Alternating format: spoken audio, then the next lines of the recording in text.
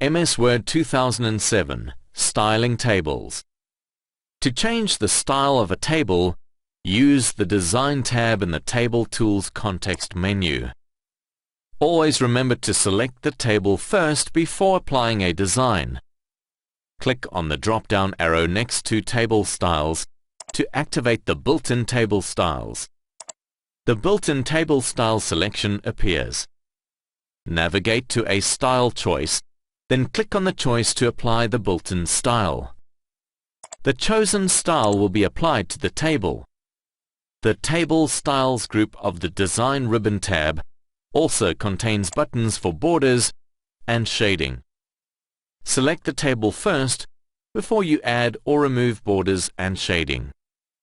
In the Design tab, in the Table Styles group, click on the drop-down arrow next to Borders. Either use the options in the drop-down list or click on Borders and Shading to open the Borders and Shading dialog box. To change and/or remove borders, use the Borders and Shading dialog box. Click Borders and Shading at the bottom of the drop-down list. The Borders and Shading dialog box will open. The dialog box has a number of options that you can choose from. Once you have made all the selections from the various options, click on OK to close the dialog box. The dialog box closes and the border you chose is applied to the table. Choose Shading to color in the background of a row, column or cell.